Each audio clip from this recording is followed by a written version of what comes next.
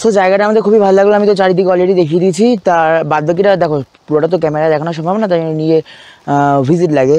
So তোমরা visit করো, তোমাদের আমি গ্যারান্টি দিচ্ছি তোমাদের ভালো লাগবে। কিন্তু নেপাল যারা যারা আসছো প্লিজ একবার ভিজিট করো, এটা আমার তোমাদের কাছে আর্নেস্ট রিকোয়েস্ট। আর আরেকবার তাও আমি দেখিয়ে দিচ্ছি এই ব্লগে, এখানে গাছ আছে, মানে চারিদিকে এরকম গ্রিনারিটা পাচ্ছ।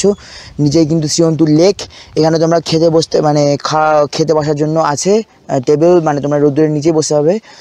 সাথে ওই দিকটা পাহাড়, আর এইদিকে তো সেই অপরূপ দৃশ্য ইন্ডিয়া নেপাল দেখা যাচ্ছে প্যারালালি।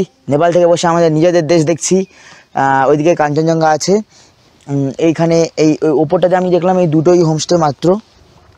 নিচে শ্রীঅন্তুর লেক, যেখানে বোটিং করা যাচ্ছে, বাট আমরা বোটিং করছি না। আর ওইদিকে তো যেমন আছে আমি দেখিয়েছিলাম লাস্ট ব্লগটা দেখে নিও, তাহলেই তোমরা বুঝতে পেরে যাবে। হ্যাঁ, এইরকমই আর কি সিনিকটা। প্লাস এখানে কিন্তু চা বাগানও রয়েছে, এই যে চা গাছ।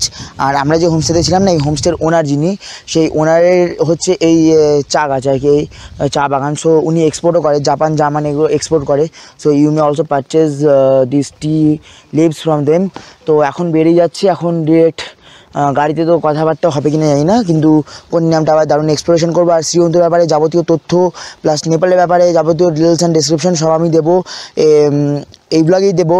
প্লাস এই যে হোমস্টের ফেসবুক পেজ আমি ডেসক্রিপশন বক্সে দিয়ে দেবো গতকালকে ভিডিওতে, প্লাস আজকের ভিডিওতে, কেন কালকে এলাম আর আজকে বেরিয়ে যাচ্ছি।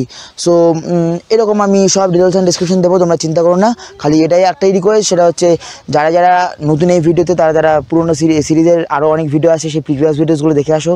প্লাস এই ভিডিও থেকে আবার কন্টিনিউ করে আপকামিং ভিডিওসগুলো দেখতে থাকো। আর আপকামিং হয়তো 2 থেকে 3টে ভিডিও বাকি আছে, দারুণ দারুণ এক্সাইটিং ভিডিও আসছে। তার মধ্যে থেকে একটা প্রচণ্ড এক্সাইটিং, স্পেশালি রেলওয়ে লাভার্সদের জন্য লাইক মি, তো হবে।